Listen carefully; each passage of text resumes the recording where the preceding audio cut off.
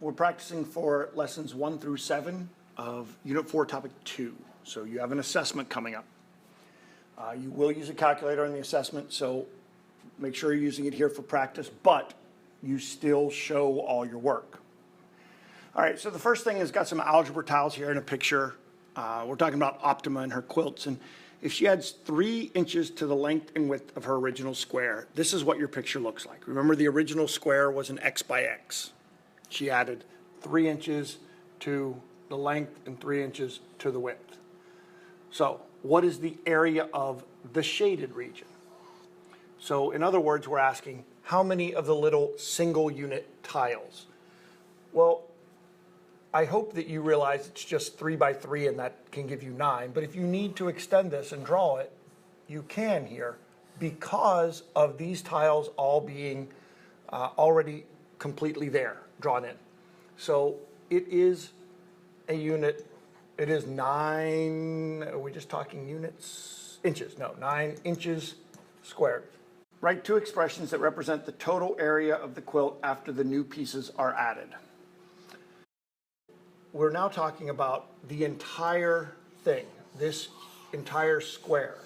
Well, that's what the whole reason we practice with algebra tiles is what we call an area diagram, and that's what we're given here. So 2 expressions for the area of this. Well, what they're asking for 2, the reason they're asking for 2 is, one, they want you to write it as 2 binomials, and then another one where you've multiplied those together and you actually have calculated a simplified area represented by a trinomial. Okay, so the length times width on this one is either x plus 3 times x plus 3 or x plus 3 quantity squared. These cannot be your 2 expressions though. Those are really the exact same thing. The other expression needs to come from where you FOIL this together. So x times x, x squared, x times 3, 3x, 3 times x, 3x, 3 times 3, 9. So your second expression would be x squared plus 6x plus 9. So here's 1, here's 2. Number 2, we have another algebra tile problem, but this time we do know the area of the gray section there. We're told that the area of that is 18 units, or 18 unit tiles. So it's 18 of the little boogers. Now this time you can't just assume you can draw in those lines and estimate then how many more it looks like fit here. This is not drawn to scale. So you need to somehow figure out algebraically how many tiles must be here on the bottom. There are 3 added going up here, and we started with 3 down here, but then we did some more. We enlarged it by even more than that. Again, please don't just try to see how many look like they would fit. What we know is this rectangle has an area of 18. That has to be the area of it based on the length times the width. So if length times width equals 18, and we already know that one of those sides is 3, we can just solve for the missing side length. So divide by 3, w equals 6. So this side here must be a total of 6. All right? So how many tiles do you need to complete it, and what type should you use? Now that question's a little vague. Does it mean how many additional tiles or how many tiles total on that side? I believe it means how many additional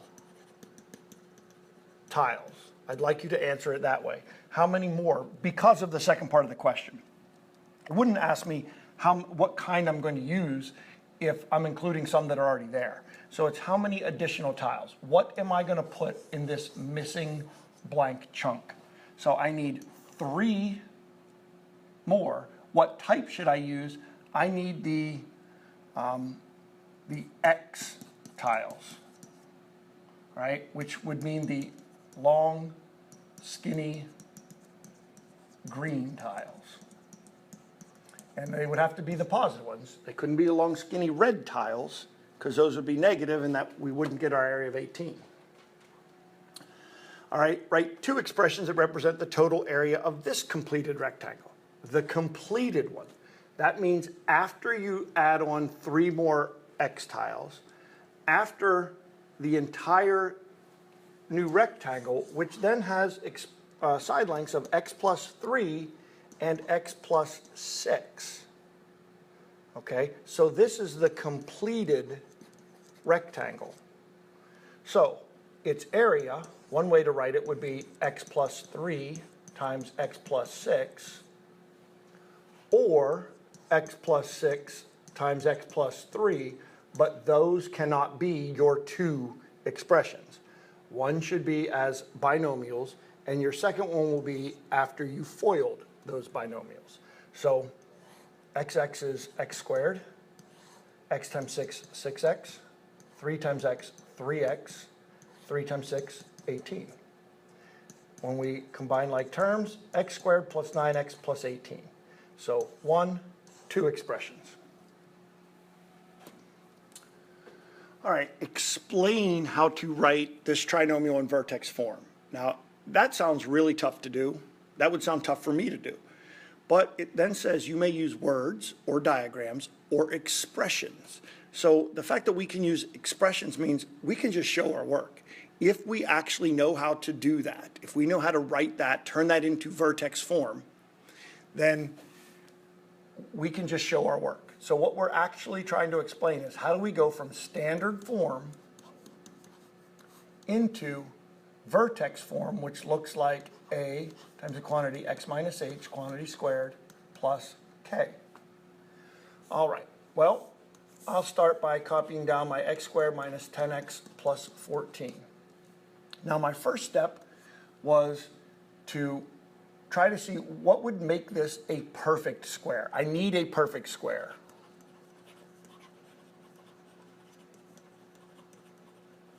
Trinomial.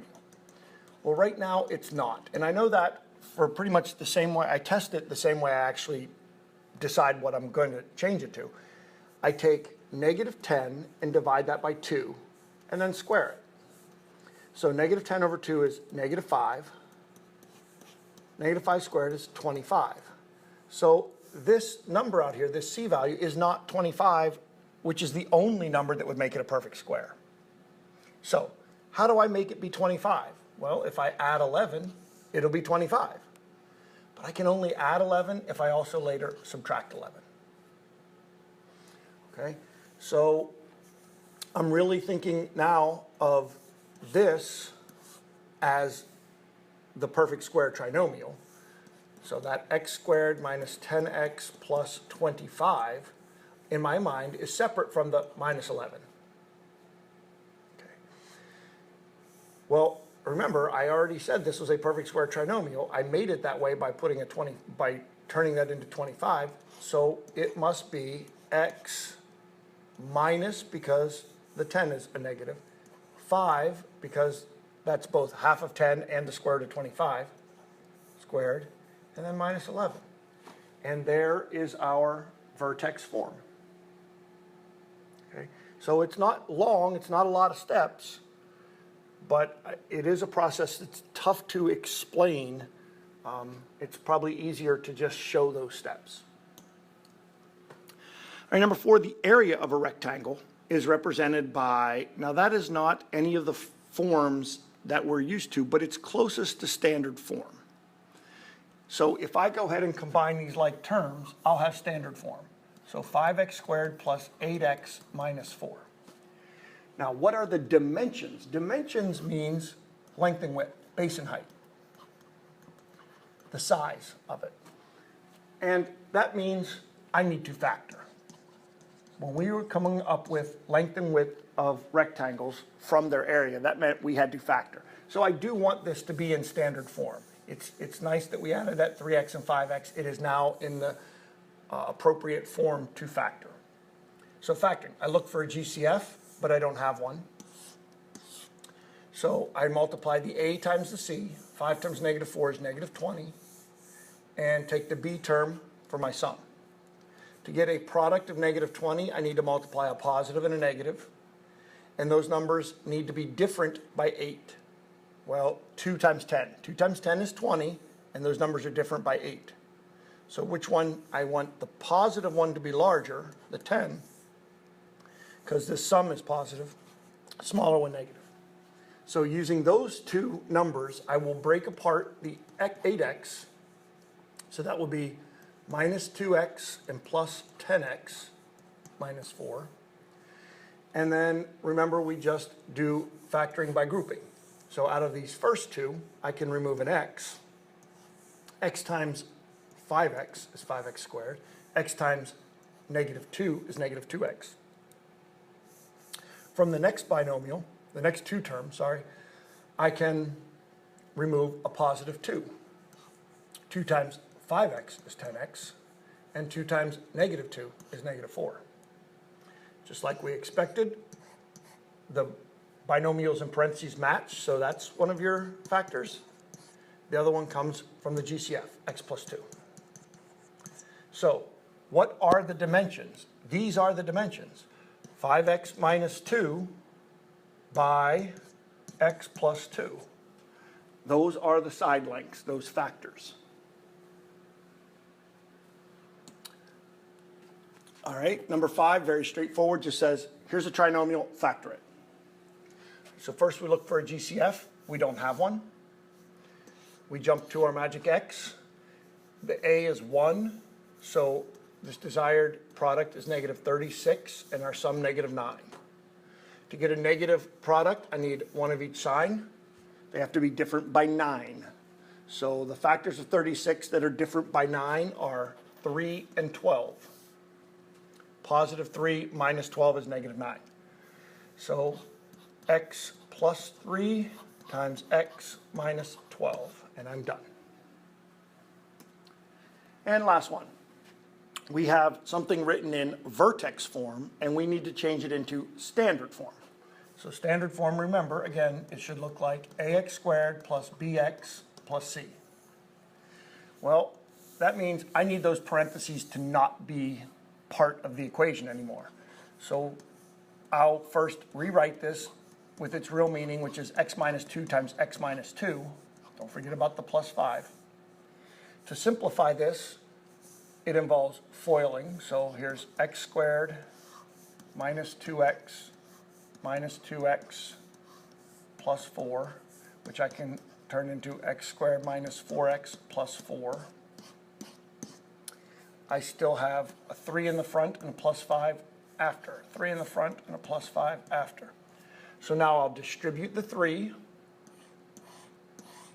That becomes 3x squared minus 12x plus 12, and then there's a plus 5.